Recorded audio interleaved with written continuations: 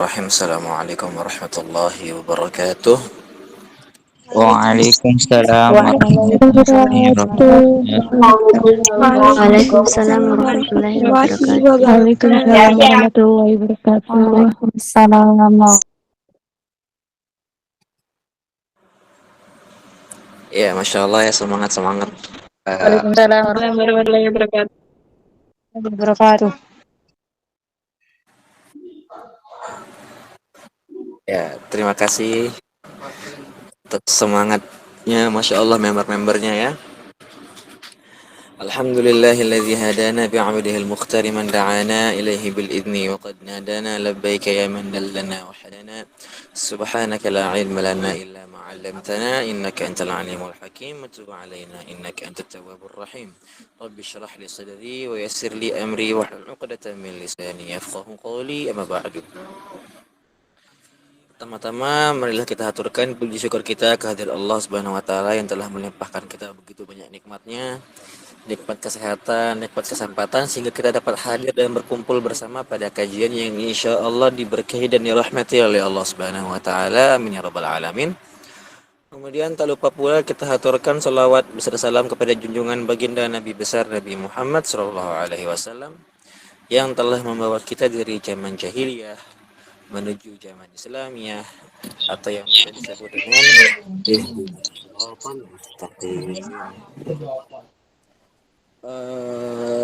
saya ucapkan terima kasih kepada saudari moderator kita pada malam hari ini yang telah membawa membawa acara kita sehingga lebih tertib. Terima kasih.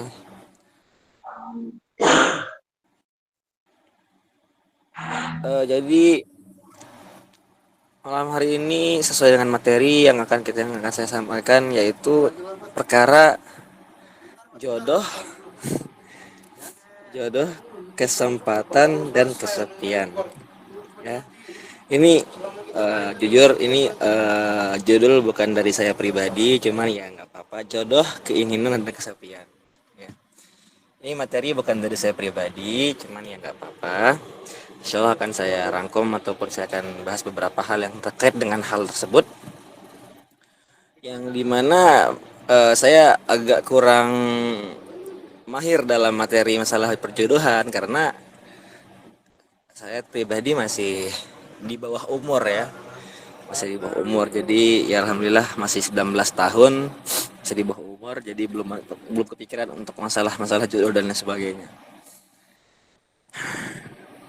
Kemudian untuk berbicara tentang masalah jodoh, Allah Subhanahu wa taala berfirman dalam Al-Qur'an surah An-Nisa ayat 1 yang berbunyi, A'udzubillahi minasyaitonir rajim. Bismillahirrahmanirrahim. Suara saya keras enggak? Suara saya jelas enggak? Jelas. Jelas, Kak. Keras. Jelas. Jelas, Ustaz. Iya.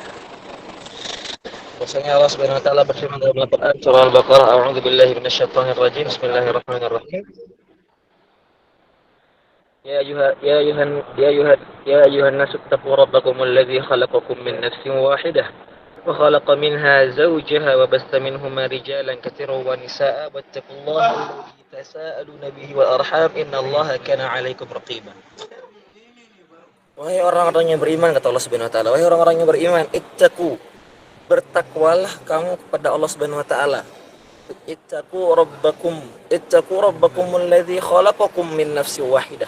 Bertakwalah kalian kepada Allah Subhanahu wa taala, yang dimana Allah Subhanahu wa taala yang menciptakan kalian min nafsin wahidah, dari satu persatu, maksudnya dari perorang-orangan, dari pribadi per pribadi. Wa khalaqa minha zawjaha, dan setelah kalian diciptakan pribadi-pribadi, kalian diciptakan pasangan-pasangan kalian.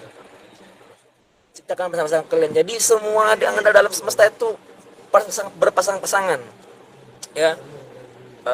Hitam pasangannya putih, laki-laki pasangannya perempuan, apalagi. Jadi semua makhluk itu memiliki pasangan-pasangan tersendiri. Wa khalaqa minha zawjaha wa basta minhuma rijalan katsiran wa nisaa, dan dari keduanya itu, dari pasangannya itu, Allah Subhanahu wa taala memperkembangbiakkan antara laki-laki dan perempuan. Jadi yang lebih banyak diperbanyak ya berkembang biak antara laki-laki dan yang benar perempuan. Jadi jikalau ada orang yang laki-laki dengan laki-laki ataupun perempuan dengan perempuan, maka sesungguhnya itu sudah apa? Sesungguhnya orang-orang tersebut sudah menyalahi atau menselisihi daripada fitrahnya Allah Subhanahu wa taala. Ya, menselisihi daripada fitrahnya Allah Subhanahu wa taala. Wattaqullaha alladzi tasaaluna bihi wal arham innallaha kana 'alaikum raqiba. Dan bertakwalah kepada Allah dengan nama Allah Subhanahu wa taala, engkau dapat meminta pertolongan, engkau dapat meminta rezeki kepada Allah Subhanahu wa taala, dan peliharalah hubungan kekeluargaan kalian wal arham, peliharalah hubungan kekeluargaan kalian, hubungan persaudaraan kalian dengan sesama muslim dan sebagainya. Innallaha kana 'alaikum raqiba. Dan sesungguhnya Allah itu selalu menjaga dan mengawasi kita-kita semua. Maka dari itu dari ayat di atas kita dapat pahami bahwasannya Allah Subhanahu wa taala itu menciptakan segala seseorang itu memiliki pasangannya masing-masing. Ya. Memiliki pasangannya masing-masing. Lalu bagaimana kalau misalnya ada orang yang meninggal dunia sebelum mendapatkan pasangannya? Bagaimana? Berarti pasangannya dia ini Allah ciptakan di akhirat. Ya, pasangannya dia ini Allah ciptakan di akhirat. Jadi semua itu sudah memiliki pasangan masing-masing. Ya. Maka dari itu mengapa Allah itu memiliki sifat al-witir? Mengapa Allah itu memiliki sifat ganjil? Mengapa Allah itu memiliki sifat satu? Mengapa? Karena tidak ada satupun yang dapat menyerupai Allah Subhanahu wa taala, tidak ada satupun yang dapat mengimbangi Allah Subhanahu wa taala, dan tidak ada satupun yang dapat istilah kata menjadi daripada keduanya Allah Subhanahu wa taala, enggak ada. Nah, itu. Karena itu beda dengan manusia. Manusia itu berbeda dengan makhluk. Makhluk itu sudah diciptakan pasangannya sendiri-sendiri, ya. Maka dari itu seluruh manusia diperintahkan oleh Allah Subhanahu wa taala untuk menjadi apa? Untuk menjadi orang yang bertakwa. Takwa itu memiliki definisi. Takwa itu memiliki apa istilahnya? Ta'rif. Kalau bahasa Arab itu ta'rif, ma'rifah. Ta'rif. Takwa itu terdefinisi dalam bahasa sebagai khauf. Khauf itu apa? Khauf itu adalah takut. Secara bahasa, takwa itu memiliki makna khauf ilallah, berarti takut kepada Allah Subhanahu wa taala. Sedangkan secara istilah, takwa itu memiliki makna imtisalul awamiri wajtinabun nawahi. Yaitu apa? Yaitu kita melaksanakan apapun yang diperintahkan oleh Allah Subhanahu wa taala, dan kita menjauhi daripada apa-apa yang dilarang oleh Allah Subhanahu wa taala. Itu adalah definisi daripada takwa. Ya, definisi daripada takwa. Dan takwa ini ialah suatu maqam, suatu predikat yang sangat-sangat luar biasa. Sebagaimana yang Allah firmankan dalam Al-Qur'an surah Al-Baqarah ayat 197 yang berbunyi, A'udzubillahi minasyaitonir rajim. Bismillahirrahmanirrahim. Wa tazawwadu fa inna khairaz zadi taqwa. Kata Allah, maka berbekalah kalian dan sebaik-baik bekal ialah takwa. Maka kita disuruh dipergunakan oleh Allah Subhanahu wa taala ialah bertakwa. Nah, takwa itu apa? Seperti saya katakan tadi, takwa adalah kita melaksanakan apapun yang diperintahkan oleh Allah Subhanahu wa taala dan menjauhi daripada apa-apa yang dilarang oleh Allah Subhanahu wa taala. Takwa itu memiliki apa? Memiliki 4 huruf. Ada huruf ta, qaf, waw dan ya. Ya. Huruf ta itu memiliki kandungan apa? Tawaddu. Maka orang-orang yang bertakwa pasti memiliki sifat tawaddu. Yaitu apa? Sifat rendah hati. Yang dimana orang-orang bertakwa itu nggak mungkin yang namanya sombong. Kenapa? Karena sombong itu adalah sifatnya Allah Subhanahu wa taala. Apa yang mau disombongkan oleh manusia? Ya, kita ini serba kurang. Suatu ketika ada suatu permasalahan yang berbunyi, apakah semua manusia itu sifatnya kurang? Ya, manusia itu memiliki sifat yang namanya kurang. Lalu bagaimana dengan baginda Nabi Muhammad SAW? Apakah dia sifatnya kurang juga? Langsung dosen kami menjawab di sini, atau kami menjawab, Nabi Muhammad itu bin nisbah, jikalau dihukumi seperti manusia, dia itu sempurna. Ya, sempurna. Akan tetapi kalau dihukumi dengan Tuhan ataupun dihukumi oleh Allah Subhanahu wa taala dan lain sebagainya, ini kurang. Kenapa? Karena yang bisa maha sempurnanya Allah Subhanahu wa taala. Ya. Yang pertama tawadhu. Tawadhu. Sedikit kisah, beberapa kisah-kisah orang-orang tawadhu seperti kisahnya Sayyidina Abu Bakar radhiyallahu anhu. Sayyidina Abu Bakar, atau yang enggak jauh-jauh, jadi mungkin teman-teman pernah dengar yang namanya Allahumma shalli ala Muhammad, Habib Abu Bakar Al-Adani. Habib Abu Bakar Al-Adani al-masyhur. Jadi Habib Abu Bakar Al-Idrus Al-Akbar, Habib Abu Bakar Al-Idrus Al-Akbar, beliau mempunyai anak yang namanya siapa? Habib Abu Bakar Al-Adani. Habib Abu Bakar Al-Adani ini suatu ketika beliau ini berguru dengan ayahnya. Suatu ketika Habib Abu Bakar Al-Idrus enggak. Habib Abdullah Al-Idrus. Abdullah Al-Idrus ini ayahnya, anaknya itu Habib Abu Bakar Al-Idrus. Nah, suatu ketika Habib Abdullah Al-Idrus ini memerintahkan ataupun meminta kepada Habib Abu Bakar untuk apa? Keliling, ya wahai Abu Bakar, kamu coba keliling di kota Tarim. Keliling kota Tarim ini, coba cari makhluk yang paling hina.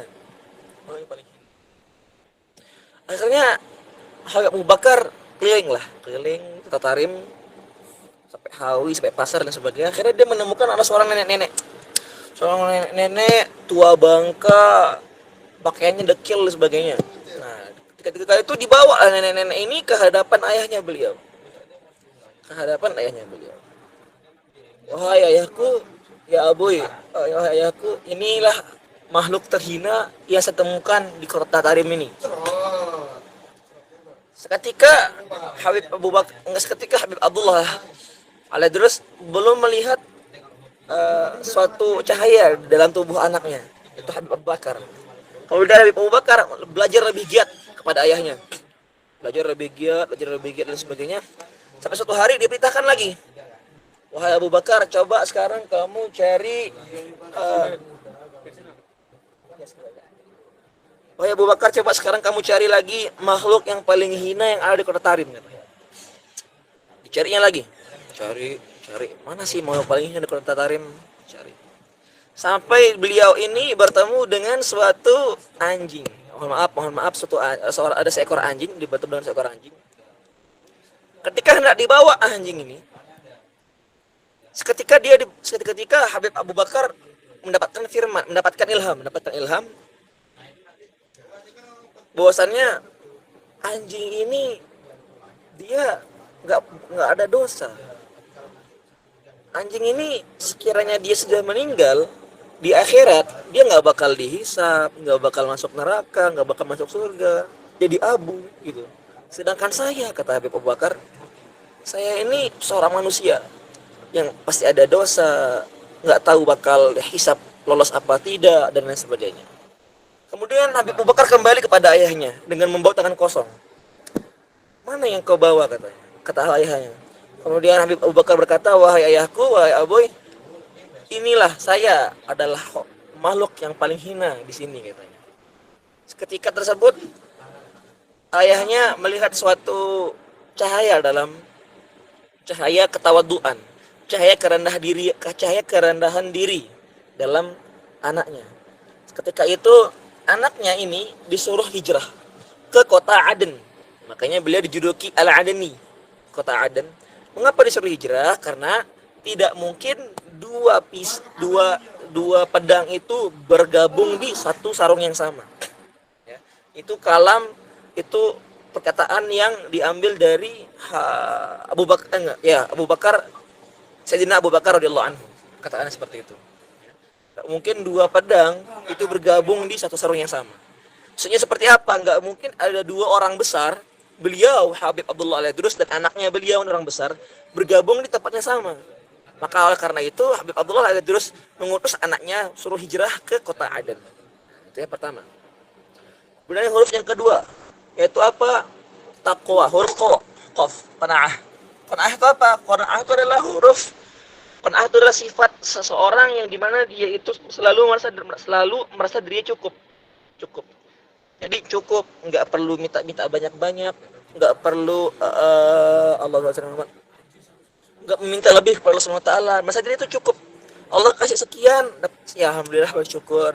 Allah kasih makan hari ini ya alhamdulillah bersyukur dan sebagainya. Ya. Maka qanaah ini adalah salah satu daripada sifat-sifat orang bertakwa. Qanaah, sendiri cukup.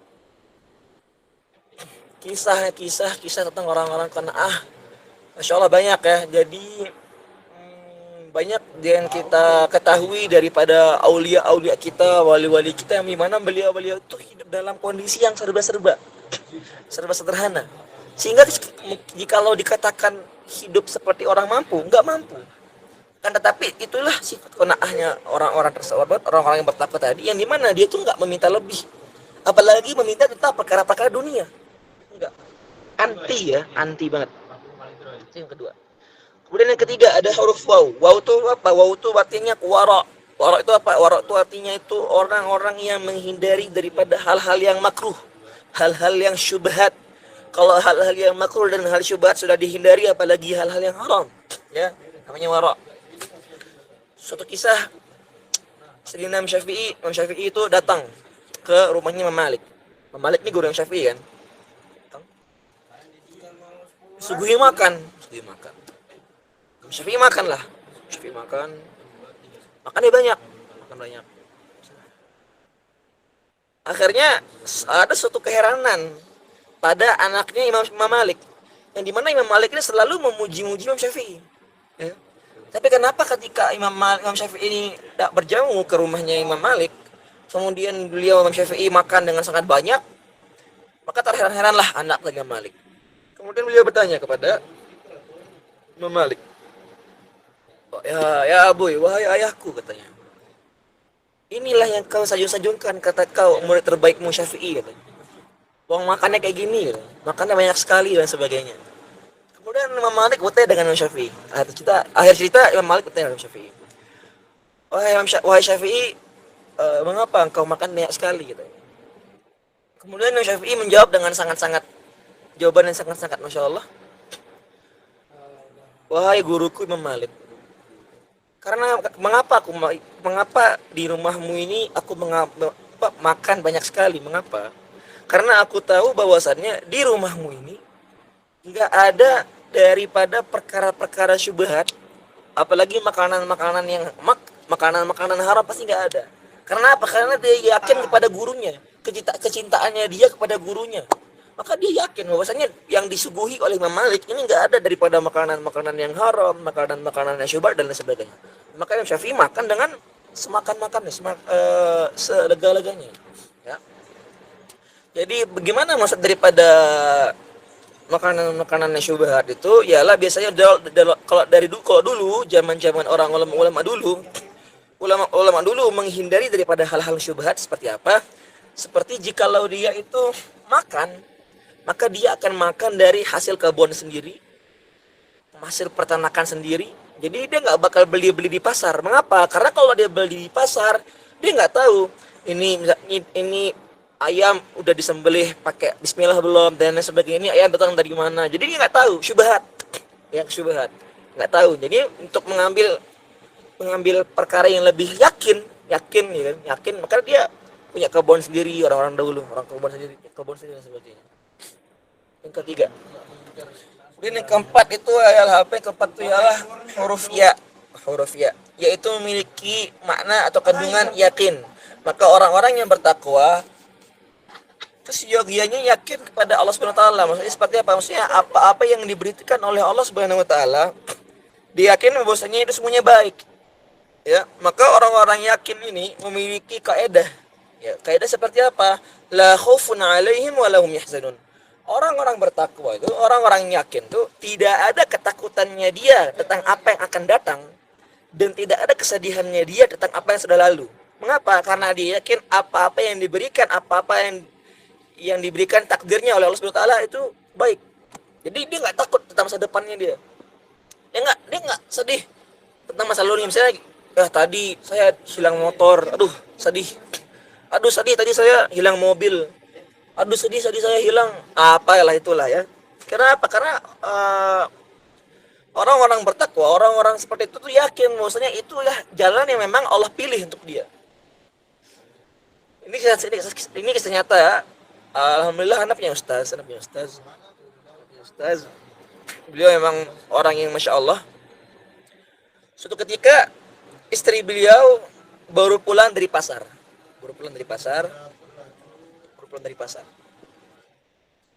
Kemudian ketika masuk ke dalam rumah, istri beliau ini lupa untuk mencabut kunci motor.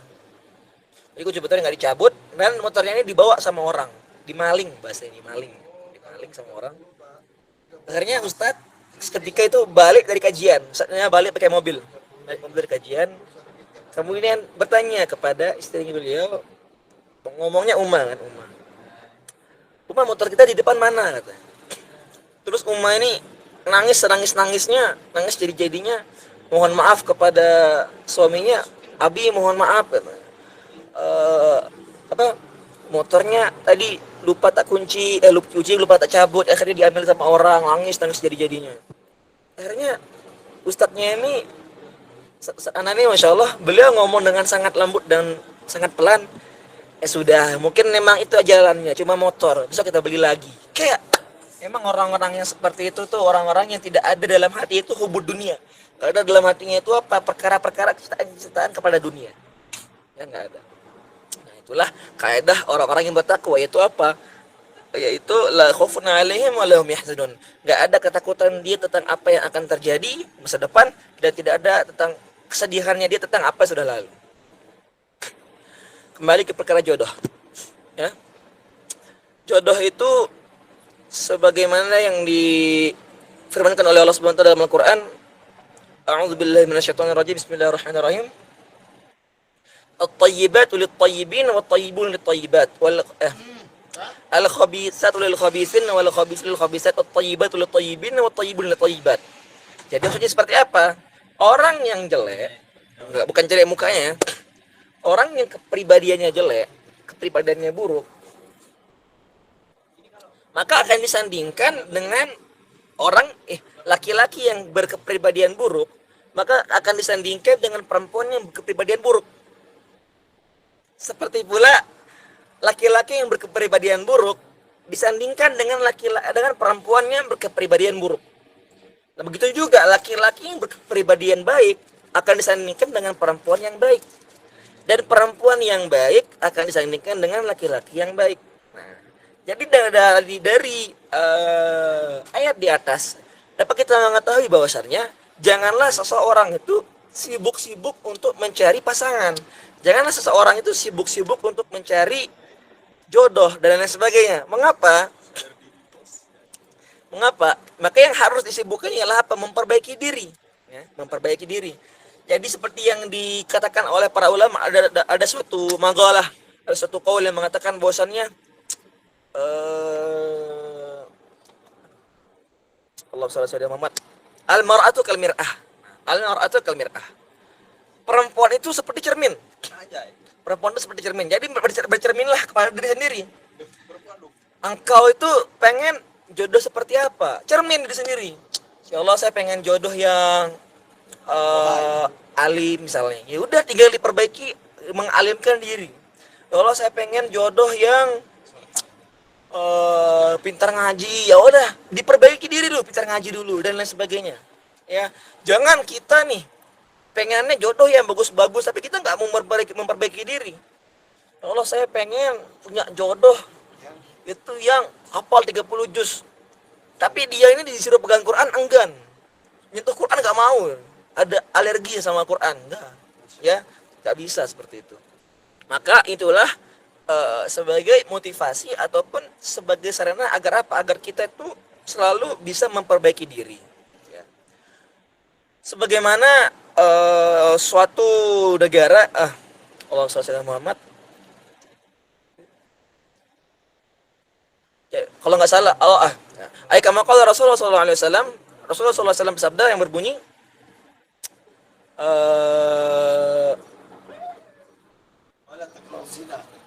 jadi baldah ataupun negara, baldah ataupun pemerintahan, baldah ya, negara itu dilihat dari pemuda-pemudanya.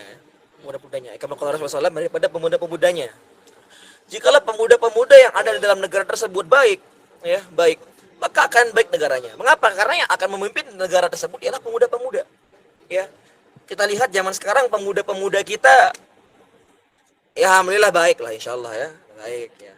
Tapi dilihat dari eh, di hal-hal yang lain ya, dari hal-hal yang lain seperti apa? Seperti misalnya Allah SWT sering lewat di beranda-beranda saya kalau apa ya, penurunan moral bagi pemuda-pemuda zaman sekarang, penurunan moral, penurunan akhlak, penurunan edukasi dan lain sebagainya, yang menyebabkan di mana pemuda-pemuda kita ini yang kata orang ya Gen Z, terus ada katanya generasi sandwich, generasi apalah sebagainya itu, yang memang bisa dikatakan berbeda jauh dengan orang terdahulu. Ya, berbeda jauh dengan orang terdahulu. Maka jika engkau ingin lihat suatu bangsa, ingin lihat suatu negara, lihatlah dulu dia dari lihat dulu dia dari pemuda-pemudanya. Dan jika engkau ingin melihat pemuda-pemudanya, maka lihat dia dari orang tuanya. Maksudnya dari istri-istrinya. Enggak, dilihat daripada ibu-ibunya. Nah, jadi mengapa? Jadi karena ketika pemuda itu ingin bagus, ya, ketika pemuda itu ingin bagus, ketika pemuda itu ingin maju, lihat daripada ibunya. Mengapa? Karena ibunya ini adalah madrasatul ula, pendidikan pertama. Pendidikan pertama. Maka jikalau seorang ibu itu sudah bagus, seorang perempuan sudah bagus, maka keseluruhan bangsa itu akan bagus. Ya. Seperti itu, jadi rentetan seperti itu pada ibunya. Akan tetapi jikalau perempuan di negara itu sudah rusak, maka negara itu akan hancur dengan sendirinya. Perempuannya sudah rusak. Nah, maka suatu pemuda ini juga akan disandangkan oleh seorang istri nantinya. Yang dimana istri ini juga berperan sebagai apa? Sebagai pendorong daripada sang suami, dan juga berperan sebagai sarana pendidikan bagi pemuda yang akan membangun bangsa nanti. Nah, oleh karena itu pilihlah seseorang yang akan menemani kalian dengan sebaik-baiknya. Ya, pilih-pilih. Jangan asal-asal, oh itu ganteng, mau saya ambil. Oh itu ganteng juga, ambil. Cantik itu, ambil. Nah kayak gitu. Ya. Jadi ada tertib imam. Jadi imam itu ada tertibnya. Mana yang boleh didahulukan imam. Misalnya, jadi tertibnya itu ada 15. Tertib pertama, orang yang lebih afdal jadi imam itu ya siapa? Adalah orang-orang yang afgoh. Orang afgoh itu adalah apa? Orang-orang yang paham fikih. Orang paham fikih itu maka didahulukan yang jadi imam. Orang-orang yang afgoh. Kemudian di bawahnya lagi ada orang-orang yang hafal Quran. Maka orang-orang yang hafal Quran lebih didahulukan lagi dia. Tapi di bawahnya yang afgoh, di bawahnya orang yang paham fikih. Kemudian di bawahnya lagi ada orang yang lebih tua. Kemudian ada orang yang lebih banyak anaknya. Kemudian ada orang yang marbot. Marbot ini lebih didahulukan ya. Daripada ketika nggak ada yang nggak ada yang ahli fikih, nggak ada yang hafiz Quran, nggak ada sebagainya, marbot lebih didahulukan. Sampai urutan ke-15, 15 urutan sampai urutan yang ke-15, urutan paling bawah, itu adalah orang paling ganteng. Jadi seperti ini contohnya. Kemudian kita pasti bertanya-tanya, maksudnya paling ganteng seperti apa? Jadi gambarnya seperti ini. Ketika ada tiga pemuda, sama-sama nggak ngerti fikih, sama-sama nggak punya hafalan, sama-sama nggak ada yang tua, nggak ada yang bukan marbot sebagai, nggak ada apa-apanya, maka bingung siapa yang didahulukan jadi imam. Didahulukan yang paling ganteng. Cuma yang ganteng ini maksudnya ganteng-ganteng kosong gitu loh. Ganteng-ganteng kosong. Nah, jadi jangan kalian ketika lihat suatu pemuda ganteng ambil, pemuda cantik ambil, nah kayak gitu ya. Allahumma shalli ala Muhammad. Ya. Itulah yang dimaksud dengan contoh tadi, materi-materi yang menyambut ataupun yang menjelaskan tentang jodoh ya, seperti tema kita pada malam hari ini, yang dimana saya juga sebenarnya belum terlalu kepikiran ke sana ya, terlalu kepikiran ke arah tersebut ya. 30 menit yang telah saya sampaikan, bila ada salah mohon dimaafkan. Wabillahi taufiq wal hidayah. Wassalamualaikum warahmatullahi wabarakatuh.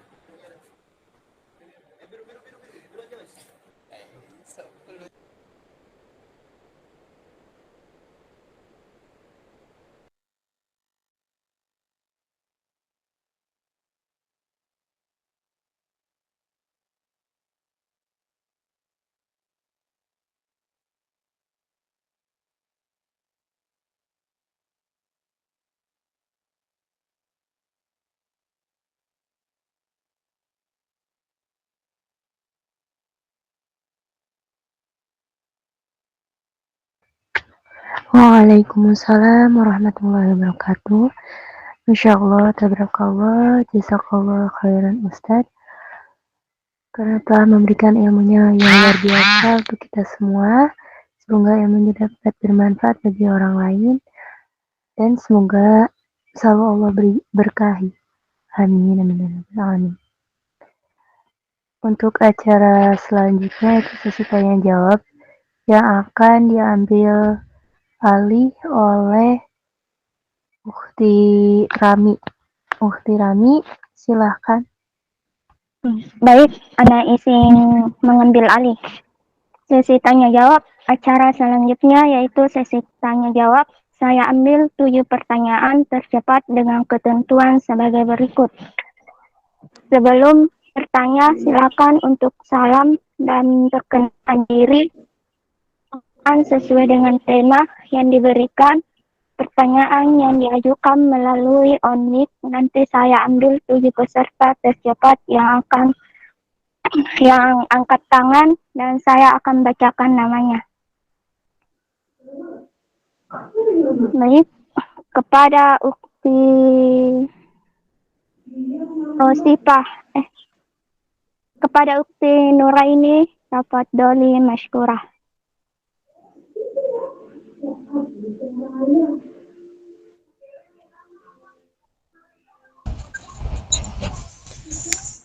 Aku, Nah, silakan. baik. Assalamualaikum warahmatullahi wabarakatuh. Perkenalkan, nama saya Nuraini Lutfiah. Kan tadi kata Ustadz, kalau cari pasangan itu bukan cuma cari gantengnya doang. Tapi kebanyakan orang kan itu emang selalu lihat dari covernya doang gitu. Nah, gimana bisa biar ngubah pandangan terhadap seseorang? Ya, seperti itu. Terima kasih. Wassalamualaikum warahmatullahi wabarakatuh.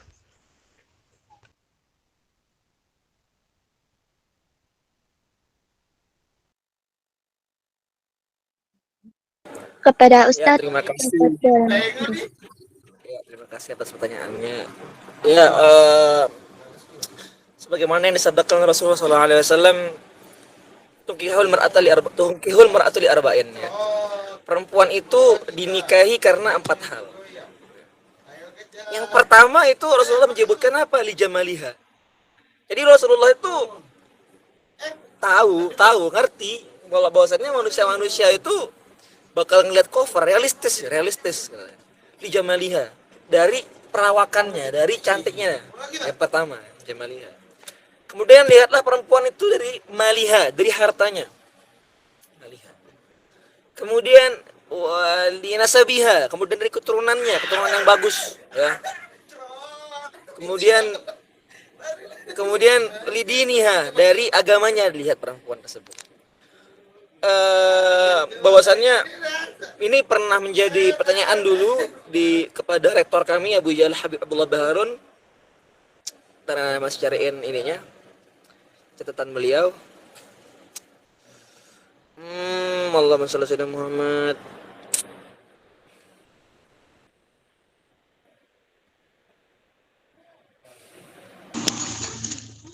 Jadi bahwasannya seseorang itu akan mencintai Kajian loh.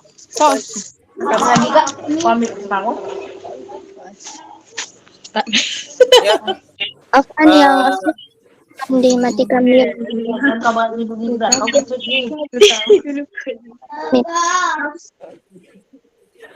ya asbabul hub muta'alliq bil jamal, kata Al Habib Abdullah Baharun, beliau mengatakan bahwasanya asbabul hub muta'alliq bil jamal.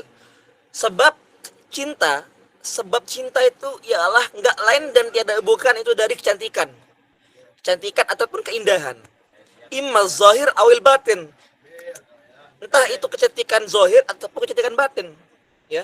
Nah, wa kullu jamal mustamil fi sayyidina Muhammad sallallahu alaihi wasallam, dan semua keindahan dan semua kecantikan itu ada pada baginda Nabi besar Nabi Muhammad SAW. Jadi orang melihat sesuatu, seseorang itu memang dari keindahannya dia, tapi nggak mesti dari mukanya dia. Mungkin ada yang suka dari keindahan ahlaknya, atau ada yang suka dari keindahan berpikir, cara berpikirnya, ataupun ada yang suka lebih dari keindahan perilakunya, keindahan dan sebagainya. Yang penting seorang itu pasti bakal menyukai seorang yang lain dengan keindahannya. Nggak mesti keindahan muka, keindahan batin, keindahan dari keluar dari batin, dari dalam ataupun dari luar. Ya, kalau dia dari luar, oke, covernya bagus dan sebagainya. Cuma kalau lihat dari batin dan sebagainya, ya, mungkin itu sih yang dapat saya jawab. Terima kasih atas pertanyaannya. Masya Allah, syukron jazakumullah khair kepada Ustadz karena telah menjawab pertanyaannya. Selanjutnya saya beri kesempatan kepada Ustadz Rigili, tafadhol maskura. Bismillahirrahmanirrahim. Assalamualaikum warahmatullahi wabarakatuh. Perkenalkan, Ana Latif dari Jakarta. Begini, Ustaz, Ana mau nanya. Tadi kan Ana mendengar la khaufun alaihim wa la hum yahzanun. Gitu. Nah, ini tadi kan ada konsep orang yang bertakwa itu la khaufun alaihim wa la hum yahzanun. Sedangkan dalam sisi tafsir dan sisi ibaratnya asbabun nuzul yang disebut la khaufun alaihim wa la hum yahzanun ini kepada wali-waliullah gitu kan. Karena kan lengkapnya ayatnya kan ala inna auliya Allahi la khaufun alaihim wa lahum yahzanun. Jadi yang benar yang mana nih? Apakah tingkatan kita orang-orang takwa kayak kita bisa disebut waliullah, ataukah memang waliullah yang memang tugasnya yang makomnya sudah berbeda baru dia termasuk la khaufun alaihim wa lahum yahzanun. Jadi gimana Ustaz?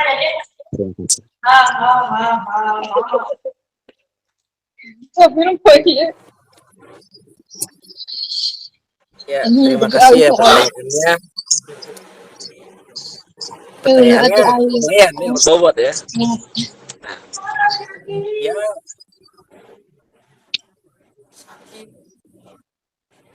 nah, ya. Ya, sebagaimana ayatnya alla inna auliya Allahi la khaufun alaihim wa lahum yahzanun. Maksudnya aulianya Allah Subhanahu wa taala tidak ada ketakutannya atas apa yang akan datang dan sejadinya tentang apa yang telah lalu. Nah, dan predikat aulia, predikat wali itu tidak bakal sampai, tidak bakal digapai kecuali dengan yang namanya takwa. Ya, takwa. Tidak ada istilah kata orang-orang yang selalu melenceng dan bermaksiat, misalnya apa istilah katanya, mohon maaf ya, tukang zina ataupun suka minum khamar dan sebagainya, terus tiba-tiba seketika menjadi wali, ya. Ketika itu belum masuk pada fase taubat, ya. Kalau udah bertaubat kemudian berubah menjadi lebih baik, kemudian Allah akan derajatnya bisa. Karena ketika dalam keadaan seperti itu tidak ada, ya. Maka seorang wali, seorang yang mendapatkan predikat wali tidak akan dia mendapatkan predikat wali kecuali dia itu memiliki sifat yang namanya takwa, ya, takwa. Jadi masih ada istilah kata suatu ta'aluk, suatu keterhubungan, ya, dari mana si wali-wali tersebut memiliki sifat yang namanya takwa. Dulu Ana pernah dikasih tahu beberapa sifat-sifat wali, ya, termasuk bertakwa. Kemudian kalau ada 7 atau ada 10 yang alafu banget, Ana udah catat, cuma bukunya udah hilang, ya. Nah, mungkin itu yang dapat saya sampaikan. Bila masih kurang ada kesalahpahaman, mohon dibenarkan. Terima kasih. Maksudnya gini, orang-orang yang kayak kita nih di akhir zaman, apakah termasuk yang tadi Ustadz bilang kita harus punya qaidah la khaufun alaihim wa lahum yahzanun, sedangkan itu ditetapkan asbabun nuzulnya untuk para wali. Maksudnya tuh pertanyaannya begitu Ustadz. Jadi bukan bukan para wali yang dijelaskan, orang yang kitanya ini loh. Maksudnya orang yang akhir zamannya kita nih, yang ibaratnya lagi berusaha khusyuk dalam sholat, berusaha ibaratnya kita membenahi akhlak, berusaha kita membenari diri walaupun memang masa lalu kita ini buruk gitu loh. Nah, jadi maksudnya tuh apakah ayat tersebut tercantum pada akhir zaman seperti kita-kita ini? Apakah bisa menjadikan manus ya, naat manus ya, maksudnya ayat yang sudah ada di Al-Baqarah ya, ya Al-Baqarah 183 Al-Imran, yang bahwasanya orang-orang yang bertakwa itu kalau orang zaman sekarang nih ya, orang-orang yang bertakwa itu Allah bilang alladzi nayang alladzina yunfikuna fis sarra'i wad dharra wal kadhimina al ghaidha wal 'afina 'anil nas wallahu yuhibbul muhsinin. Nah, itu kan ciri-ciri orang bertakwa kan cuma satu disebutkan di situ kan. Apakah itu termasuk ayat na'as man'us yang menghilangkan la khaufun 'alaihim wa lahum yahzanun untuk orang zaman sekarang, ataupun memang itu untuk umum atau memang khusus untuk wali? Nah, gitu Ustaz maksudnya.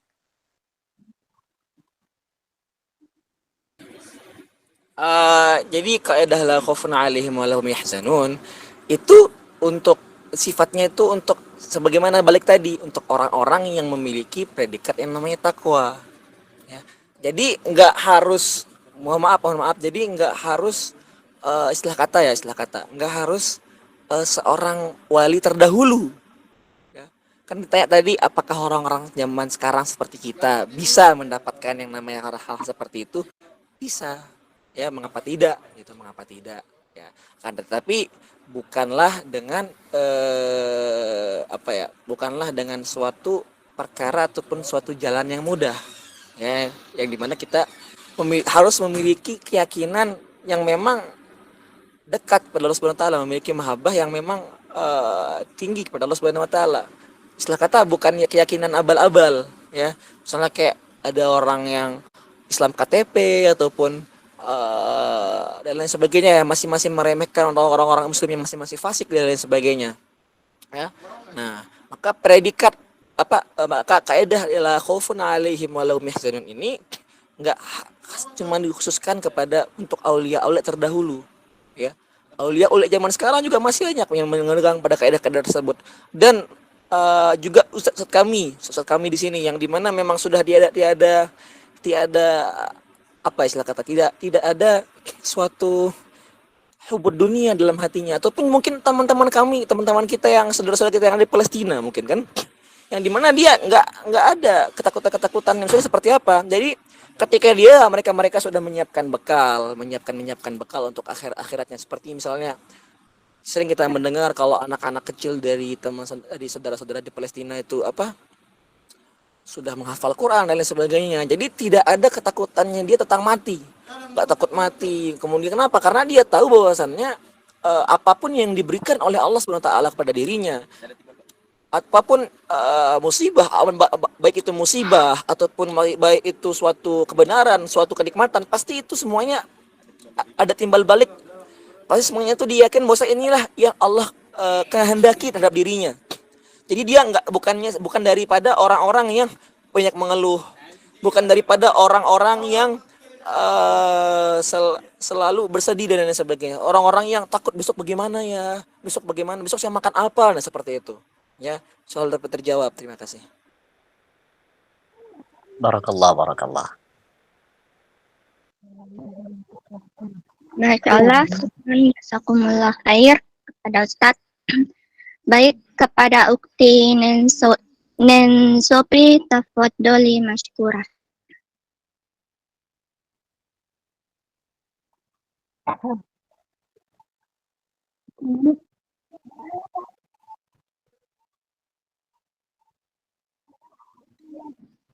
Kepada ukti Sopri tafadholi masykurah.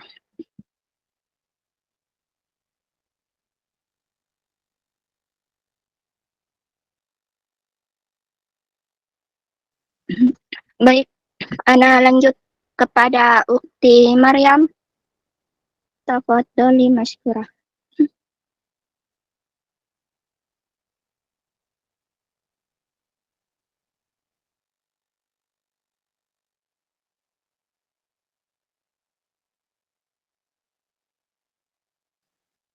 Kepada Ukti Maryam, tafadhal mashkura. Assalamualaikum warahmatullahi wabarakatuh. Sebelumnya terima kasih atas kesempatan yang telah diberikan kepada saya. Perkenalkan, nama saya Maryam, saya dari Sulawesi Selatan. Baik, langsung saja. Ustaz, apabila ada seseorang yang pacaran bertahun-tahun, lalu mereka menikah, yang dimana kita sama-sama tahu bahwa pacaran ini adalah larangan Allah. Dan menikah, saya pernah dengar menikah ini adalah salah satu ibadah. Maaf kalau salah. Nah, pertanyaan saya, apakah itu adalah cara Allah untuk mempertemukan hambanya dengan jodohnya, atau itu adalah salah satu ujian yang diberikan kepada hambanya? Lalu, apakah dosa pacaran seseorang tersebut setelah menikah diampuni, Ustaz? Baik, terima kasih. Assalamualaikum warahmatullahi wabarakatuh.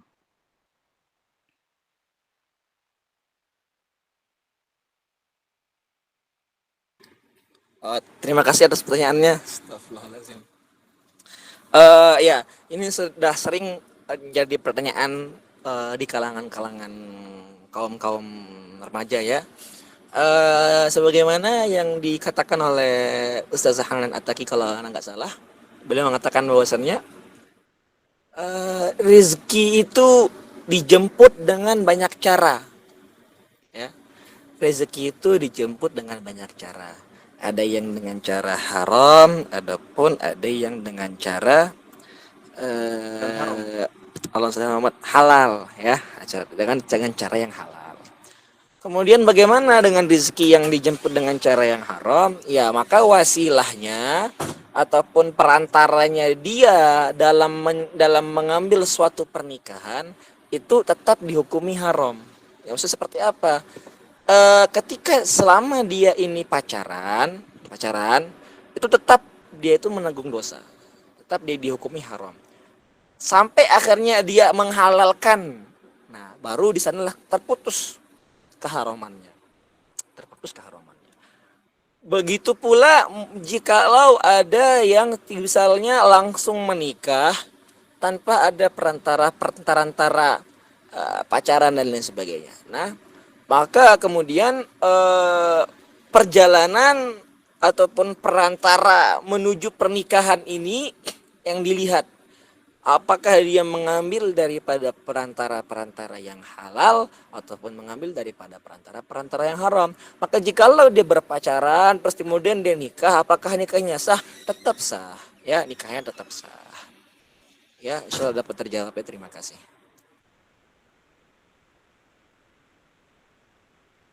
Masyaallah, syukran jazakumullah khair kepada Ustadz. Baik, kepada Ukti Nur Hasanah, tafadhali mashkurah. Oke, baik. Assalamualaikum warahmatullahi wabarakatuh. Afwan Ustadz, Anda mau tanya, apakah ada gitu tanda-tanda kalau dia memang jodoh kita gitu ya? Kan banyak gitu ya yang menikah tapi ujung-ujungnya ada yang memilih untuk bercerai atau adalah semuanya gitu. Ustadz, mohon dijawab. Syukran. Assalamualaikum warahmatullahi wabarakatuh.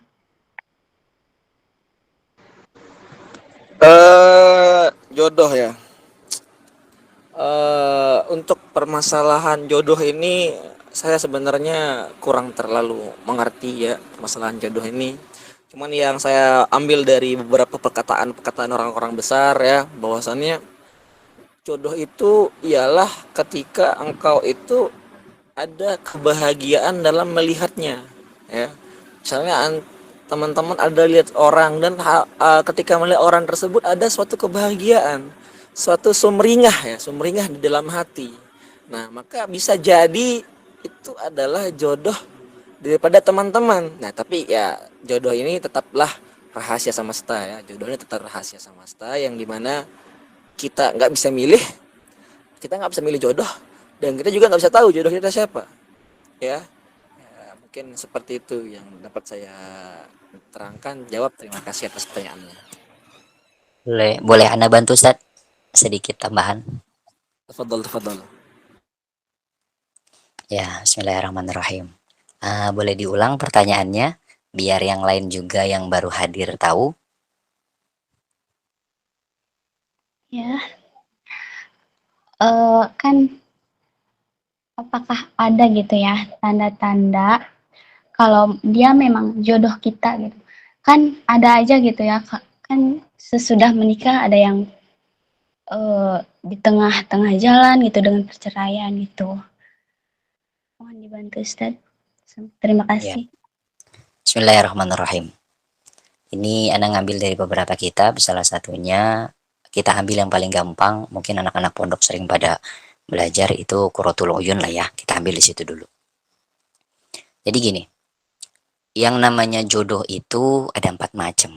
Ada jodoh di dunia sama di dunia, satu boleh dicatat.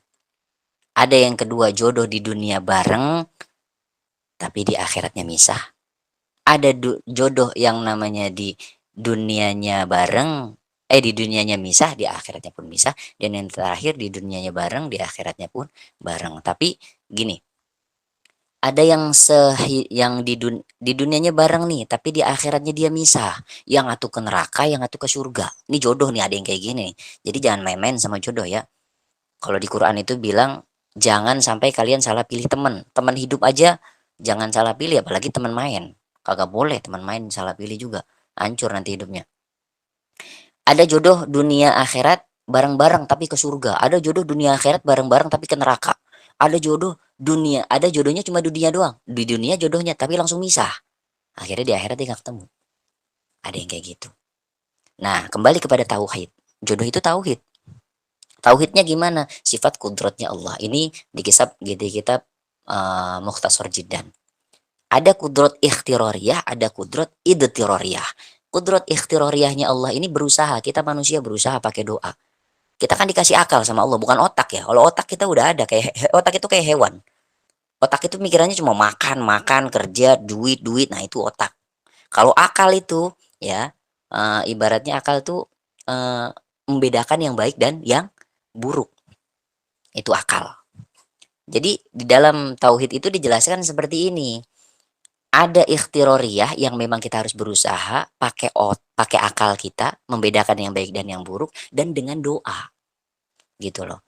Kudrat idtiroriyahnya Allah cuma satu, kematian. Ingat ya, yang nggak bisa diubah cuma kematian. La yastakhiruna sya'atan wa la yastaqdimun. Itu nggak bisa diubah. Kalau jodoh gimana? Bisa.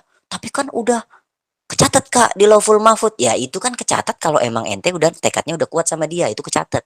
Tapi kalau belum ada tekad yang kuat, belum ada niatan mau nikah, itu belum kecatat. Paham sampai sini ya? Itu berarti masih ikhtiar. Ikhtiarnya lewat mana? Lewat doa sama usaha. Nah, itu jodoh. Kalau tanda-tandanya gimana dia jodoh kita? Kagak ada tanda-tanda, jodoh mah dijemput. Kalau buat laki-laki. Kalau buat perempuan gimana? Pakai jalur langit, berdoa. Boleh nggak perempuan mengkhitbah duluan? Boleh nggak perempuan ini melamar duluan? Boleh. Sanatnya kemana? Khadijah. Sayyidah Khadijah. Tapi jangan langsung perempuannya datang ke rumah. Cari utusan. Gitu. Entah pamannya kayak nyuruh ke sono. Karena dia orang soleh. Betul? Kan kayak gitu. Ini sanatnya kayak gitu ya. Jadi jodoh itu bagaimana cara kita mencari dan bagaimana kita mencintai hidup kita. Baik kita cinta dalam kebaikan ataupun kita cinta dalam keburukan. Maaf ya. Dalam hidup kita cinta kepada keburukan, jodoh kita banyak buruknya. Karena apa? Kita nggak peduli jalur langit. Tapi kalau kita cinta kepada kebaikan, walaupun kitanya bobrok, walaupun kitanya pendosa besar, walaupun kitanya ibaratnya mengharapkan ning ataupun gus ataupun ustadz ataupun memang ustazah yang hafid 30 juz itu nggak masalah. Walaupun kita belum menjadi 30 juz. Tapi yang jelas Allah akan kasih hal yang baik. Hal jazaul ihsani illal ihsan. Kita doa baik biar dapat yang baik. Karena ikhtiar itu perlu. Gitu kan. Mau perempuan mau laki-laki jodoh itu nggak ada tanda. Tandanya gimana? Apa di dahinya rada-rada hitam kayak kepentok tiang listrik? Kagak. Kagak kayak gitu. Gitu ya. Jadi jodoh itu kudu dijemput. Ya. Kalau ditaaruf lewat WA, ya blok langsung. Suruh ke rumah, bang ke rumah aja bang kalau lu punya nyali gitu ya. perempuan nih, jaga nih ya dirinya. Yang laki-laki gimana? Jangan cuma ngomong I love you doang. Cemen ente. Aneh aja sama istri aneh, 3 kali ketemu langsung nikah.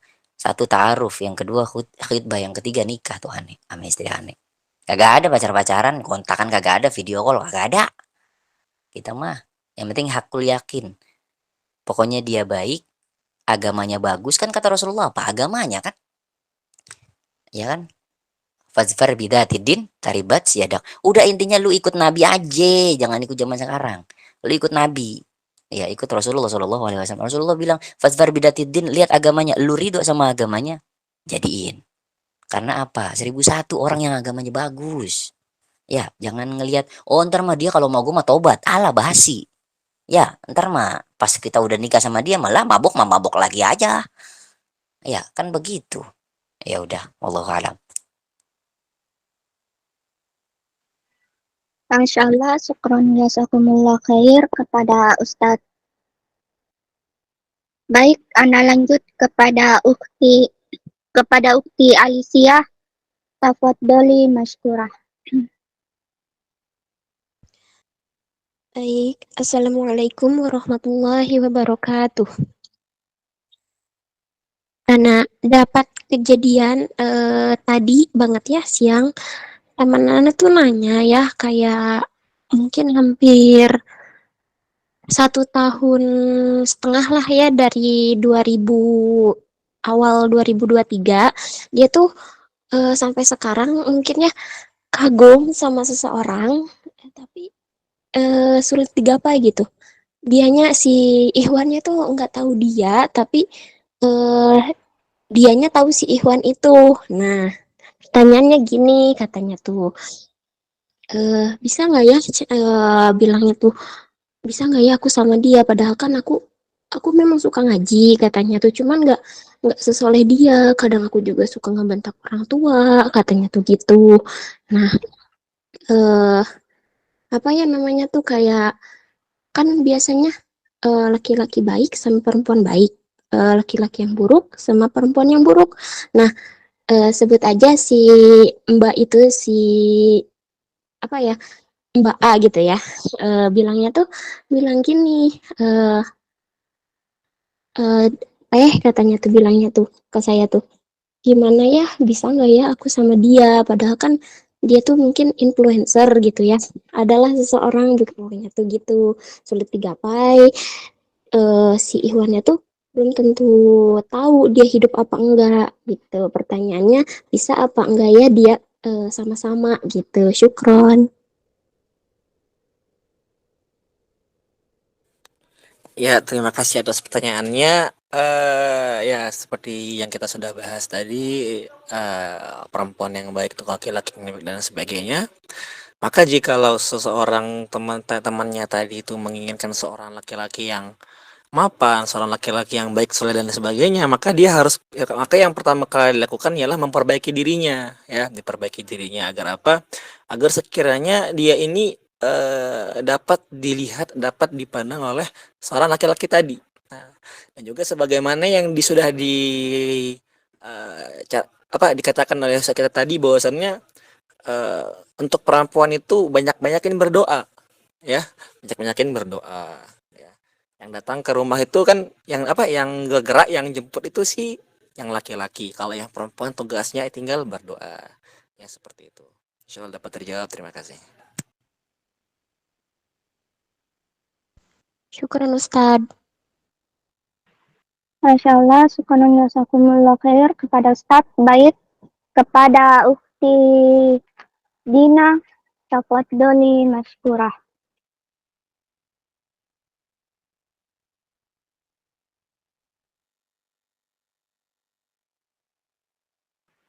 Kepada Ukti Dina, tafadholi masykurah.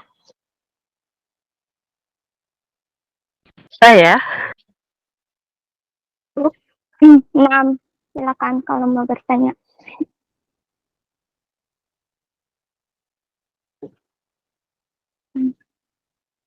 Kepada Ukti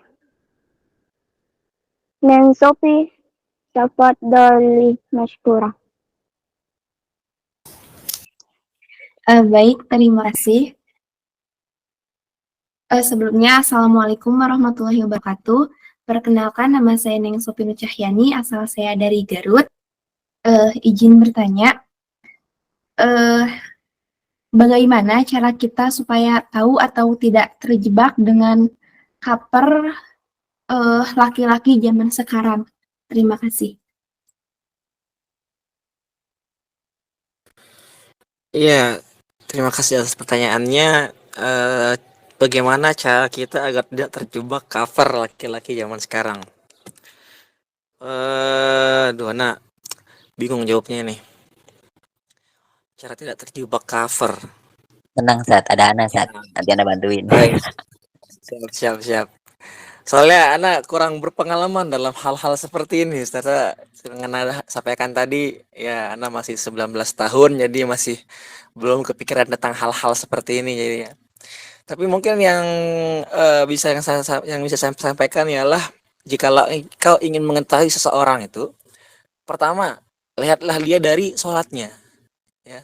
Jadi orang-orang itu dikatakan dirinya itu dia itu baik ketika kapan? Ketika dia selalu menjaga daripada sholatnya, ya. Jangan selalu menjaga daripada sholatnya. Maka kalau dilihat dari sholatnya, kalau emang sholatnya bagus, selalu jaga sholat dan lain sebagainya, maka insya Allah baik. Terutama apa? Sholat subuh jamaah, ataupun juga sholat isya berjamaah dan lain sebagainya. Maka juga perlu, makanya jadikannya itu yang dikatakan dalam Islam. Makanya dalam Islam itu ada istilah ada istilah ta'aruf. Nah, ta'aruf, di dalam proses ta'aruf itu di sana adalah proses di mana dua orang tadi itu saling mengenal, saling mengetahui. Agar apa? Jadi jangan sampai ketika kita menikah dengan seseorang, kita nggak tahu ini orang siapa, kita nggak tahu seluk-beluknya gimana, kita nggak tahu bagaimana, kita nggak tahu apa-apa tentang diri, tiba-tiba dinikahin. Nah, agar tidak jadi hal-hal seperti itu, maka dalam Islam ada istilah yang namanya ta'aruf, ya. Maka seperti yang saya katakan tadi, jika engkau ingin melihat seseorang itu, maka lihatlah dia dari sholatnya, lihat dari sholatnya. Ya mungkin itu yang dapat saya sampaikan. Bila terjawab alhamdulillah, jika belum mungkin bisa dibantu, terima kasih. Bismillahirrahmanirrahim. Sedikit menambahkan boleh? Nah, Ustaz, tafadhol maskura. Ya. Ini sedikit menambahkan, tadi juga ciri-cirinya bagus. Namun ini ada satu riwayat daripada hadis Rasulullah SAW. Ini untuk perempuan boleh dicatat, catat yang gede, kalau bisa di kamar, di pintu kamar tuh catat yang gede, ya. Siapakah laki-laki yang baik supaya tidak tertipu di akhir zaman? Kata Rasulullah, khairukum min nisaikum. Sebaik-baiknya laki-laki yang paling baik kepada perempuannya. Siapa perempuannya? Ibunya. Siapa lagi? Adik perempuannya atau kakak perempuannya. Siapa lagi? Saudara perempuannya. Kalau pengen tahu ini laki-laki baik atau tidaknya, lihat ibunya dulu. Kalau ibunya ahlud dunia, maaf ya. Ya untuk nyebrang ibaratnya sehidup sesurga, ini harus bekerja keras, sangat bekerja keras. Tapi kalau misalkan ibunya nih kayaknya enggak ahlu dunia, enggak hubud dunia banget nih. Ini kayaknya ibunya tuh wah sholatnya dijaga. Ibunya tuh kayaknya qanaah juga, taat sama suami, menutup aurat. Ibunya nih, ibu si laki-laki nih ya. Ya, yakinkan bahwasanya itu laki-laki baik. Dan insya Allah laki-laki tersebut bisa menghantarkan antum ke dalam pintu surga bersama keluarga besarnya. Sebab apa? Mau sesoleh apapun laki-laki, maaf ya, sesoleh apapun laki-laki, nggak bisa menjadikan anaknya ini soleh atau solehah. Tapi kesolehahan perempuan atau istri atau ibu, kesolehahan maksudnya dia tidak hubud dunia, ibadah wajibnya dijaga, kehormatannya dijaga, auratnya dijaga, dia bisa mengsolehkan anaknya. Contoh ya, ini ada Nabi Nuh. Nabi Nuh solehnya kayak apa? Seorang nabi, seorang rasul, pasti soleh, nggak mungkin nggak soleh. Punya istri siapa? Dia durhaka, ya, Kanan, sampai diajak naik kapal sama papihnya. Hei Kanan, ayo naik kapal sama papi. Kagak mau dia katanya. Dia mau naik aja ke bukit, ya, ikut sama ibunya. Berarti tidak menjamin orang tua yang soleh laki-laki bisa menjadikan anaknya soleh dan soleha. Tapi akan sangat 100% akurat menjamin kalau seandainya orang tua daripada perempuan, ibunya tidak hubud dunia, anaknya pasti terdidik dunia akhiratnya. Wallahu alam. Mohon maaf, moderator, saya bisa menambahkan sedikit. Boleh, tafadhalin. Oke, jadi kan pertanyaannya tadi, bagaimana cara kita agar tidak, apa tadi? Pertanyaannya bisa diulang? Iya, bagaimana cara kita supaya tidak terjebak pada laki-laki yang zaman sekarang itu banyak yang caper gitu. Kelihatannya iya, baik, oke. tapi sebenarnya enggak gitu. Oke. Jadi pertanyaannya, bagaimana cara kita agar tidak mudah terjebak, ya? Jadi sebenarnya jawabannya itu hanya satu, teman-teman, ya. Jawabannya itu kita jangan mudah baper, ya. Terkadang kita sebagai perempuan, kadang-kadang kalau ada seorang laki-laki yang mengatakan I love you, ini kita kadang mudah baper. Wah, tidak dekan nih. Kita jangan mudah baper karena itu godaan yang keluar dari mulut laki-laki itu. Ketika laki-laki menggoda kita, itu bukan bukan dari niat hatinya, tapi itu dibantu oleh niat setan. Jadi ketika kita menghadapi godaan-godaan dari laki-laki, itu jangan hati-hati, jangan mudah percaya, itu dibantu oleh godaan setan. Nah, kadang-kadang di antara kita banyak yang ketika mendengar laki-laki, wah, deg-degan banget. Kenapa ini bergetar? Kadang kita suka mikir gitu, padahal kita sering gak nyadar bahwa godaan laki-laki itu godaan yang dibantu oleh setan. Jadi kita sebagai perempuan penting sekali untuk menjaga diri, penting untuk untuk membawa diri kita. Nah, tapi ada satu hal yang perlu kita ketahui. Kita kan tadi saya katakan kita jangan mudah baper, tapi kadang-kadang juga di antara kita banyak yang banyak bisa dikatakan kayak jual mahal. Tapi bukan jual mahal dalam artian menundukkan pandangan, nggak mau diajak bicara. Nah, kadang-kadang di antara kita ketika ingin menolak seorang laki-laki, misalnya ada laki-laki ajak bicara kita, terus kita nunduk pandangan terus nggak mau bicara.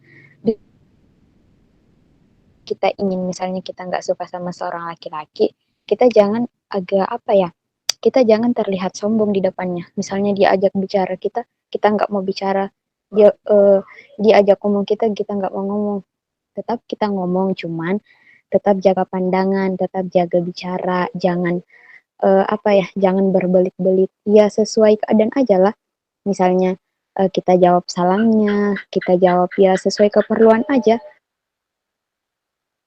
Balik-balik berbicara ini itu dan segala macam, jangan. Yang penting kita berbicara sesuai apa yang ditanyakan, kita jangan terlihat sombong. Syukran jazakallah khairan. Masya Allah, syukran atas semua pertanyaannya. Baik, Ana beralih ke pertanyaan terakhir kepada Aki Bambang, tafadhol masykurah.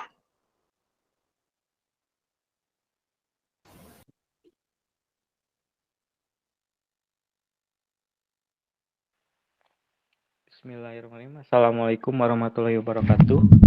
Waalaikumsalam warahmatullahi wabarakatuh. Waalaikumsalam warahmatullahi wabarakatuh.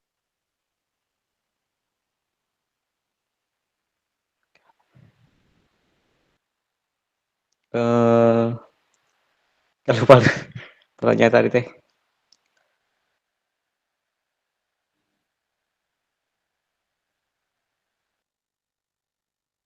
Assalamualaikum Ukti, boleh nanya nggak satu pertanyaan ini? Baik, tafadhol masykurah. Untuk yang terakhir ini ya. Silakan. Assalamualaikum warahmatullahi wabarakatuh. Sebelumnya Waalaikumsalam warahmatullahi wabarakatuh. Perkenalkan, nama saya Dedi Karna, saya dari Medan. Gimana sih tanggapannya Ustadz tentang laki-laki nih yang rajin sholat, sering baca Al-Quran juga, taat sholatnya, pokoknya sholatnya nggak pernah tinggal, tapi dia pacaran. Udah itu aja Ustadz, terima kasih.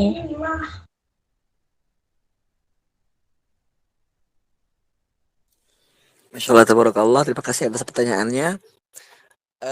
Ya, fenomena-fenomena seperti ini, fenomena-fenomena yang sangat disayangkan ya.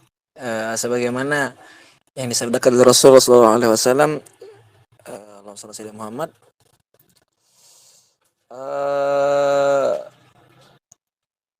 inna sholata tanha 'anil fahsya'i wal munkar. Nah, bahwasanya salat itu, fungsi daripada salat itu ialah menghindarkan kita daripada suatu-suatu yang fahsya, suatu-suatu yang keji, dan juga suatu-suatu yang mungkar. Nah, sebagaimana yang namanya pacaran ini mungkar ya kan. Maka jikalau ada seseorang yang masih mohon maaf kata berpacaran ataupun dan sebagainya, maka yang perlu dibenahi itu ialah sholatnya ya. Berarti mungkin memang oke dia sholat 5 kali sehari jamaah di masjid, tapi masih ada yang perlu dibenahi berarti. Yang pertama. Kemudian mungkin juga yang perlu dibenahi ialah hatinya. Maksudnya seperti apa? Hatinya ketika dia itu ketika seseorang itu sholat, memang orang-orang yang benar-benar sholat, maka cenderung hatinya itu tidak memikirkan sesuatu daripada Allah Subhanahu Wa Taala. Ya, tidak memikirkan kecuali daripada Allah Subhanahu Wa Taala. Kemudian juga faktor yang bisa menyebabkan sebagaimana yang dikatakan oleh Ustaz Adi Hidayat, faktor orang berpacaran itu ada dua. Yang pertama, faktor laki-lakinya ialah ketika laki-laki ini meremehkan sholat. Misalnya dia ini meninggalkan sholat, ataupun ketika dia sholat cuman sholatnya ini nggak ditegakkan. Makanya dalam sholat itu digunakan kata iqomah, ya, ditegakkan sholat itu, bukan digunakan kata fa'ala, cuma sekedar mengajarkan, enggak, digunakan kata iqomah, aqimis shalah, tegakkanlah sholat, dirikanlah sholat, bukan cuma sekedar kerjakan, enggak, tapi tegakkan. Jadi apa-apa yang memang harus untuk kita tegakkan dalam sholat tersebut kita kerjakan. Nah, seperti gimana, maka jika ada seorang laki-laki yang masih berpacaran dan sebagainya, maka perlu diperhatikan lagi sholatnya, perlu dibenahi lagi sholatnya. Maka itu yang faktor laki-laki. Jika ada yang dari perempuan, maka kata Sa'di Dayat yang perlu dibenahi itu ialah apa? Rasa malunya. Ya, ketika ada seorang perempuan yang berpacaran, maka dia perlu dibenahi ataupun rusak daripada malunya, rasa malunya. Rasa malu ketika dia dekat dengan laki-laki, rasa malu ketika dia dipandang oleh laki-laki, dan lain sebagainya. Soal dapat terjawab, terima kasih. Terima kasih Ustadz. Berarti itu hukumnya gimana Ustadz? Hukumnya itu dia sholatnya dapat pahala tapi Ditambahkan nggak Ustaz? dosa. Gimana itu Ustadz? Izin menambahkan ya. Ini kan mungkin si Ukhti Debi ini rada bingung. Itu gimana hukumnya gitu kan dalam fikih nih ya. Ya alhamdulillah Anda bisa hadir di sini ya. Ana sebagai pelengkap saja. Ini pemateri kita hari ini Masya Allah ya. Ilmunya Masya Allah. Tapi yang jelas ibaratnya kita semua di sini belajar. Jadi gini, ini dalam hukum fikih, kita bahas fikih dulu ya. Hukum fikih sholatnya gimana? Apakah sah? Apakah dia mendapatkan jaza dari Allah, imbalan dari Allah? Ya, sholatnya ini benar. Selama rukun dan syaratnya itu terpenuhi. Jadi jangan salahkan sholatnya kalau memang orangnya masih pacaran. Titik di situ, secara fikih. Pacarannya gimana? Hukumnya dosa, secara fikih. Ya, tapi sholatnya tidak dosa. Dan sholatnya ini, ya, ibaratnya nggak bisa disangkut pautkan dengan pacarannya, karena ini udah ada di zamannya Kanjeng Nabi, itu udah ada. Waktu kan nih ceritanya gini, ini riwayat sahih riwayatnya. Kanjeng Nabi ini hijrah dari Makkah ke Madinah. Di Madinah tuh ada yang cinta banget sama Kanjeng Nabi. Terus dia nyamperin Nabi. Ya Nabi udah nyuruh sholat itu semuanya. Dia bilang gini, ya Rasul saya sholat, tapi saya masih mabuk. Rasul apakah marah? Tidak. Ya Rasul saya masih sholat, tapi saya masih zina. Saya masih main slot. Ya, saya masih pacaran. Saya masih maling. Gitu kan. Apakah Rasulullah langsung ngejas di situ? Tidak. Kata Rasulullah, ya sholatlah saja. Shollu kama ra'aitumuni usolli. Udah sholat aja nggak apa-apa. Yang kamu masih zina ya sholat. Waktunya sholat, sholat. Nanti kalau waktunya misalkan kamu lagi khilaf mau zina, ya itu urusan kamu sama Gusti Allah. Ini bahasanya Gus Baha begini. Bahasanya Gus Baha. Sholatmu ini menjadikan satu tanda kehambaan kamu bahwasanya kamu ini butuh sama Allah Subhanahu wa taala. Sedangkan kemaksiatan kamu adalah tanggung jawabmu kepada Allah Subhanahu wa taala di luar ibadah yang lain. Jadi maksiatnya punya hukum sendiri secara fikih ya, karena Islam itu punya SOP, kerjaan juga punya SOP. Kita nggak patuh sama bos aja kita digorok, gajinya maksudnya digorok. Lah kalau kita nggak patuh sama Gusti Allah, apa kira-kira yang digorok? Ya. Nah, ini kita nih, ini kita Islam nih. Ya, Islam fikihnya, fikih sholatnya disempurnakan. Sudah sempurna ya sudah. Ini sholatmu menjadi tanha anil fahsya'i wal mungkar. Sedangkan sifat pacaranmu ini adalah sifatmu yang memang masih bertentangan dengan fikih. Hukumnya gimana? Ya pacarannya punya hukum sendiri, sholatnya punya hukum sendiri. Apakah orangnya ini jelek gara-gara dia sholat tapi masih pacaran? Ya, nah, Islam itu kan rahmatan lil alamin. Cara mandangnya gini, ini cara mandangnya nih ya. Cara mandangnya. Dia itu masih lebih baik karena dia masih menjalankan sholat. Karena nanti ketika bertemu dengan Allah Subhanahu wa taala di hari kiamat, dia nggak malu walaupun dia punya dosa banyak tapi dia tetap sholat. Betapa malunya orang di dunia ini punya dosa banyak, malu dengan nggak malu dengan kemaksiatannya, bangga dengan kemaksiatannya, diupload kemaksiatannya, tapi dia nggak sholat. Karena yang berharga nanti awwalu ma yuhasabu min yaumil qiyamah as-shalah. Betapa malu hambanya Allah, jadi hambanya Allah ngaku, oh saya Islam, oh saya hambanya Allah, tapi nggak pernah sholat. Jadi pertahankan sholatmu, insya Allah nanti maksiatmu akan berkurang. Ini dakwahnya Nabi. Basyiru wala tunafiru. Mudahkan orang, jangan kau takut-takuti. Kalau engkau takuti, itu orang kagak jadi hijrah. Gitu loh. Yang tadinya rajin sholat sambil pacaran misalkan, dia karena nggak tahu hukumnya atau belum dapat kepentok hidayah, atau mungkin kudu disentil sedikit gitu kan. Nah itu ntar dia jadi takut, malah dia ntar ngejauh dari orang-orang soleh. Jadi tetap ya basyiru wala tunafiru. Gitu. Wallahu a'lam. Masya Allah Ustaz. Ustaz boleh nanya satu lagi nggak? Gimana sih perempuan yang nggak pacaran tapi sholatnya masih bolong-bolong Ustaz? Gimana itu? Gimana? Seorang perempuan yang dia tidak pacaran tapi dia suka bolong-bolong sholatnya. Iya. Ini buka surah Al-Imran ayat 143. Kalau nggak salah nih ya, kalau nggak salah. 143. Wasari'u ila maghfiratin mir rabbikum. Ya. Di situ dijelaskan wasari'u ila maghfiratin mir rabbikum. Kata Gusti Allah, bergegaslah kalau memang engkau ini merasa hambanya Allah, bergegaslah dalam kebaikan. Maksudnya bergegaslah gini. Kalau emang lagi males tapi udah waktunya sholat, bergegaslah buru-buru. Nekat. Bahasa kita tuh ngancem diri, ayo diancam masuk surga, ayo diancam masuk surga. Kira-kira semangat nggak kira-kira tuh imannya?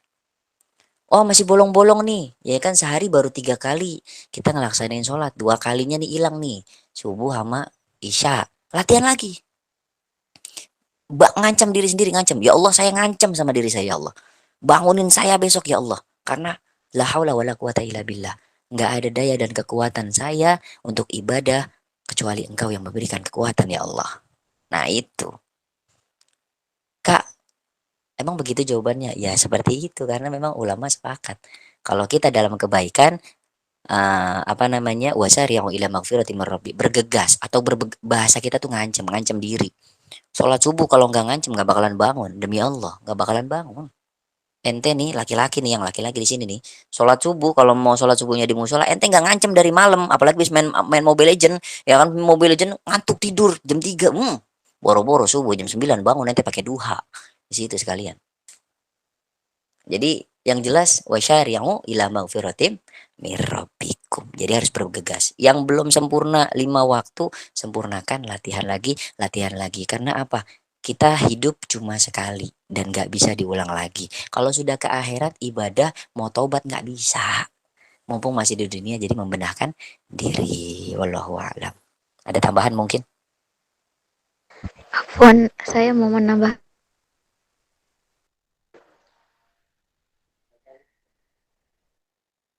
Afwan, saya mau menambahkan bisa? Tafadhali mashkur. Oke, baik. Jadi pertanyaannya tadi bagaimana seorang laki-laki yang sholat tapi dia pacaran. Ya, oke. Di sini kita akan membahas bahwa ketika kita sholat kita ya teman-teman, sebagus apapun sholat kita, kita bangun tahajud tiap malam, sholat sunnah tiap hari, bahkan puasa Senin Kamis, tapi kalau kita melakukan satu hal yang diharamkan oleh Allah Subhanahu wa Ta'ala, salah satu contohnya pacaran, semua amalan-amalan kita akan terhapus. Semua amalan-amalan baik yang kita kerjakan, sholat, puasa, teman-teman, nggak akan ada artinya. Ya. Jadi kita harus berpikir secara kreatif. Itu dalilnya apa? Oke, saya lanjut ya. Memang kemaksiatan kita bisa menghapus semua amal-amal kita, itu dalilnya.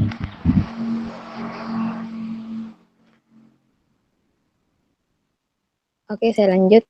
Jadi kalau kita ingin berbuat amal kebaikan, itu kita hindari satu perbuatan yang bisa membuat amalan-amalan kita hancur. Ya, seperti dikatakan di sini, jodoh itu cerminan diri kita. Ya, dalam artian kalau kita baik, jodoh kita pasti akan baik. Ya. Begitupun kalau kita tidak baik, diri kita tidak baik, maka jodoh yang akan datang itu juga tidak baik.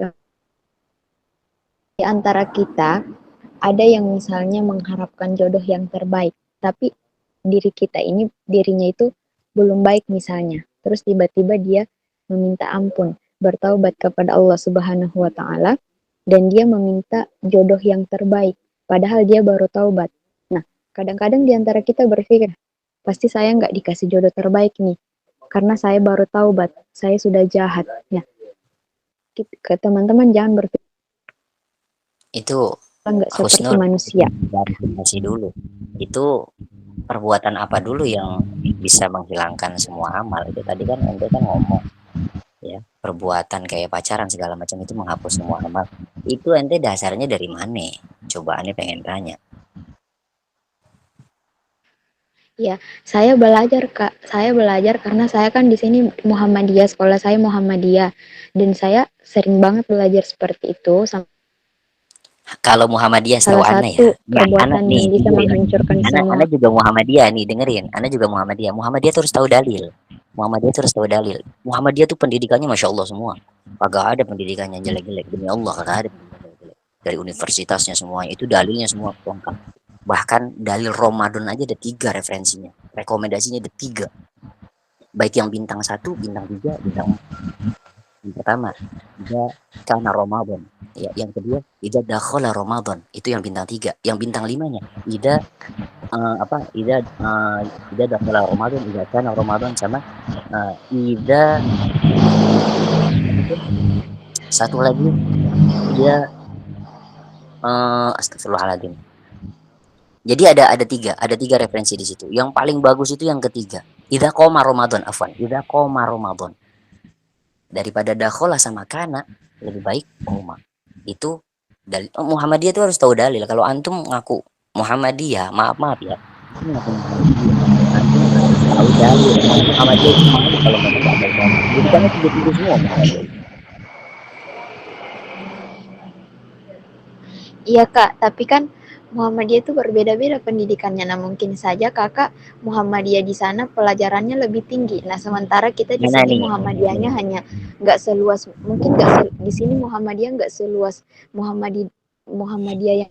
Ya, berarti yang dipertanyakan itu antumnya. Tadi antum kalau diberikan nggak seluas. Ya, berarti kalau antum mengucapkan sesuatu hal di situ, apalagi di ranah umum seperti ini, ada orang yang paham, itu antum nggak boleh sembarangan ngomong. Karena apa? Ana tuh mantau ini grup Ini grup dari Ana dulu pertama kali.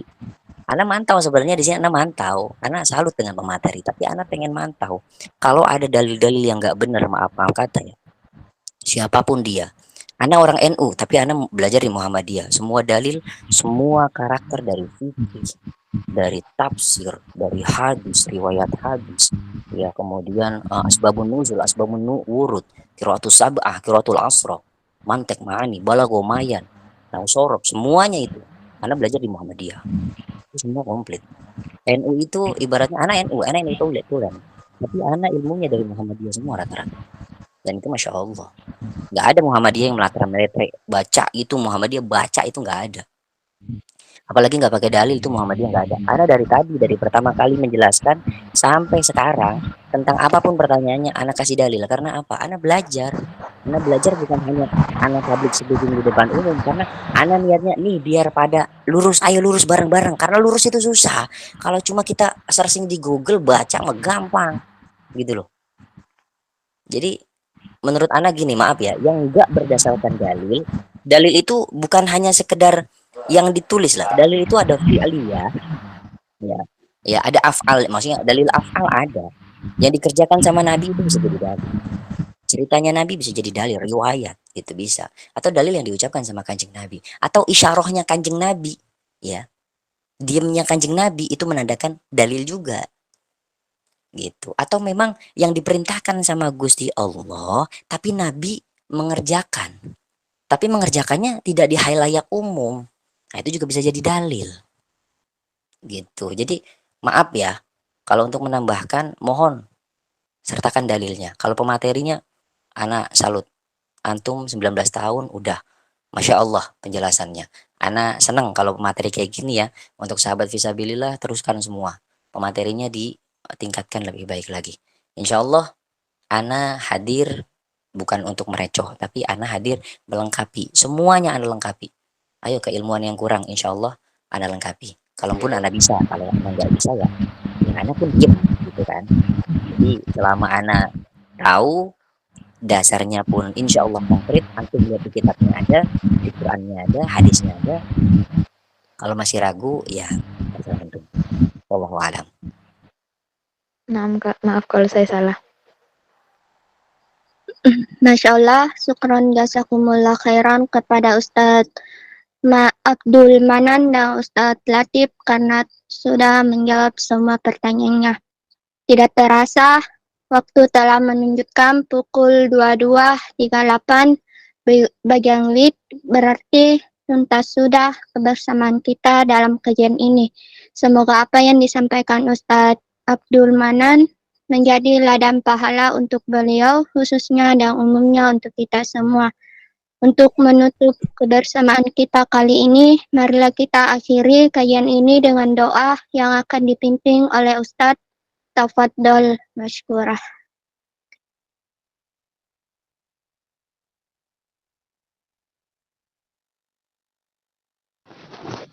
Ya, terima kasih atas Masya Allah, tabarakallah atas sharing-sharing ilmunya. Jadi untuk meluruskan yang tadi, ya, jadi suatu amal perbuatan itu yang dapat menghapus daripada amal-amal kebaikan yang sebagaimana disabdakan Rasulullah SAW itu hanyalah sifat hasad.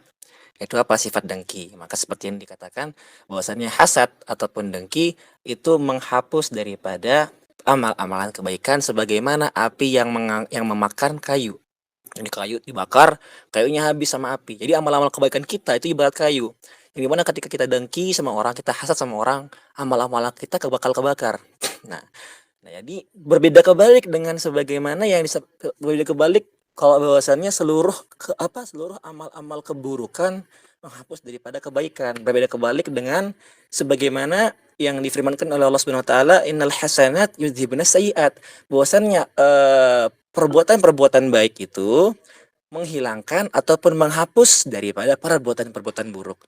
Bukannya perbuatan-perbuatan buruk yang menghapus perbuatan-perbuatan baik, enggak. Tapi Allah itu Allah itu sifatnya Rahim. Allah itu Rahman, Allah itu Rahim. Allah itu Maha Pengasih, Maha Penyayang. Seperti tadi wazari'u ila magfiratin, bergegaslah kalian terhadap apa? Magfirahnya Allah, terhadap keampunannya Allah Subhanahu wa taala. Wazari'u ila magfiratin min rabbikum wa jannatin 'arduha samawati wal ard uiddat lil muttaqin. Ya, maka bergegaslah kepada pengampunannya Allah Subhanahu wa taala. Maka jikalau kita merasa diri kita ini banyak dosa, banyak kesalahan dan lain sebagainya, maka kita perbanyak amal ibadah kita. Dengan dalih apa? Innal hasanat yudhibunas sayyi'at. Bahwasanya segala amal kebaikan itu menghilangkan daripada amal-amal keburukan. Dan maka dari itu kita berdoa, kita minta kepada Allah Subhanahu wa taala. Kita tadahkan tangan kita minta kepada Allah Subhanahu wa taala. A'udzubillahi minasyaitonirrajim. Bismillahirrahmanirrahim. اللهم يا عظيم سلطان يا قديم الإحسان يا دائم النعم يا كثير الجود يا واسع العطاء يا خفي اللطف يا جميل الصنع يا حليما لا يعجل صل يا ربي على سيدنا محمد وآله وسلم وارض عن الصحابة أجمعين اللهم لك الحمد شكرا ولك المن فضلا وأنت ربنا حقا ونحن عبيدك رقا وأنت لم تزل لذلك أهلا يا ميسر كل عسير ويا جابر كل كسير ويا صاحب كل فريد ويا مغني كل فقير ويا مقوي كل ضعيف ويا مأمن كل مخيف يسر علينا كل عسير فتيسير العسير عليك يسير اللهم يا من لا يحتاج إلى البيان والتفسير حاجاتنا كثير وأنت عالم بها وخبير اللهم إني أخاف منك وأخاف ممن يخاف منك وأخاف ممن لا يخاف منك اللهم بحق من يخاف منك نجنا ممن لا يخاف منك اللهم بحق سيدنا محمد واحرسنا بعينك التي لا تنام واكلفنا بكنفك الذي لا يرام وارحمنا بقدرتك علينا فلا نهلك وأنت ثقتنا ورجاؤنا وصلى الله على سيدنا محمد وآله وصحبه وسلم والحمد لله رب العالمين عدد خلقه ورضا نفسه وزنة عرشه ومداد كلماته اللهم إنا نسألك زيادة في الدين وبركة في العمر وصحة في الجسد وسعة في الرزق وتوبة قبل الموت وشهادة عند الموت مغفرة بعد الموت وعفوا عند الحساب وأمانا من العذاب ونصيبا من الجنة وارزقنا النظر إلى وجهك الكريم وصلى الله على سيدنا محمد وآله وصحبه وسلم سبحان ربك رب العزة عما يصفون وسلام على المرسلين والحمد لله رب العالمين عدد خلقه ورضا نفسه وزنة عرشه ومداد كلماته والقبول الفاتحة.